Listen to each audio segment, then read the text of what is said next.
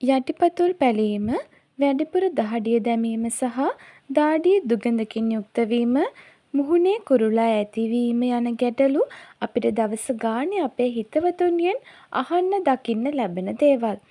ඉතින් මම මේ කිව්ව කාරණාවලට අමතරව තවත් බොහෝ කාරණාවලට හේතුව තමයි අපේ ශරීරයේ ඌෂ්ණාධික බව. ඉතින් මම අද මේ වීඩියෝ එක හරහා ඔයාලව දැනුවත් කරන්නේ අපේ ශරීරයේ උෂ්ණයි කියලා අපිට දැනගන්න ශරීරයේ විසින්ම අපිට ලබා දෙන සංඥා කිහිපයක් පිළිබඳව. මේ දේවල් ගැන සැලකිලිමත් වුණොත් ශරීරයේ උෂ්ණාධික බව සමනය කරන්න පුළුවන් දේවල් ඔයාටත් කරන්න පුළුවන්. දැන් අපි බලමු ශරීරයේ උෂ්ණාධික බව අපට හඟවන ලක්ෂණ මොනවද කියලා. ශරීරයේ ඇතිවන දැවිල්ල.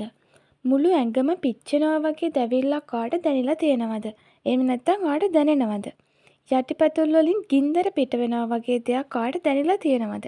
ඒ තමයි ශරීරයේ උෂ්ණාධික බව ගැන අපිට කියන එක සංඥාවක්. හිසගෙස් ගැලවී යාම, කෙස් අකලට සුදු වීම සහ හිස් සොරි ඇතිවීම. මේ ලක්ෂණ ටිකත් ඔයාට තියෙනවා නම් ඒකෙන් කියන්නේ ඔයාගේ ශරීරය උෂ්ණයි කියලා. ගොඩක් අයගේ කෙස් ගස්වල අග පැලීමත් ඇති වෙනවා. ඒකත් මේ ශරීරයේ උෂ්ණාධික බව නිසා ඇතිවෙන දෙයක්. චර්ම රෝග ඇතිවීම සහ සිරුර හැමතැනම බිබිලි ඇතිවීම. අපි කියනවා නේද දාඩිය බිබිලි කියලා.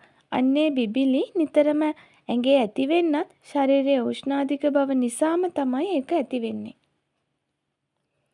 සම වියලීම. සම වියලිලා කකුල් එහෙම ඉරිතරල වගේ තියෙනවා ඔයා දැකලා තියෙනවද? ඒකටත් හේතුවක් තමයි ශරීරයේ උෂ්ණාධික බව. සමේ කිසිම තෙත ස්වභාවයක් නැති වුනහම සමේ තියෙන පැහැපත් ගතියත් නැති වෙලා සම අඳුරු පැහැ ගන්නවා. මුහුණේ කුරුළා ඇතිවීම. මුහුණේ කුරුළා ඇතිවීම සඳහා බලපාන හේතු කාරණා නම් කිහිපයක්ම තියෙනවා. මුහුණේ කුරුළා ඇතිවීම සහ ඒවා වළක්ව ගන්න අපිට කරන්න පුළුවන් දේවල් පිළිබඳව ඔයාලව දැනුවත් කරන වීඩියෝ එකක් මං ඉදිරියේදී අරගෙන එන්න බලාපොරොත්තුවෙන් ඉන්නවා.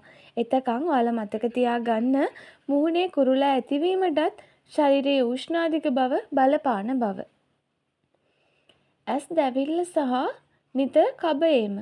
රැට නිදාගෙන උදේ ඇහැරුණාම ඇස් අරින්න බැරි තරම් දැවිල්ල ගතියක් දැනෙනවා නම්, ඇහි පිහාටු ඇලවිලා කියලා ඔයාට දැනෙනවා නම්, ඇස් වලින් කබ ගොඩක් ඇවිල්ලා තියෙනවා වගේ දැනෙනවා නම්, ඒ ශරීරයේ උෂ්ණාධික බව ඔයාට හඟවන ලක්ෂණ. තොල් වියලීම සහ පැලීම. තොල්වල ඇතිවන වියලි ගතිය සහ තොල් පැලීමත් ශරීරයේ උෂ්ණාධික බවට හේතුවක්. ගර්භණී වීම ප්‍රමාද වීම. විවාහක බොහෝ කාන්තාවන්ට තිබෙන ගැටලුවක් තමයි දරු පල ප්‍රමාද වීම.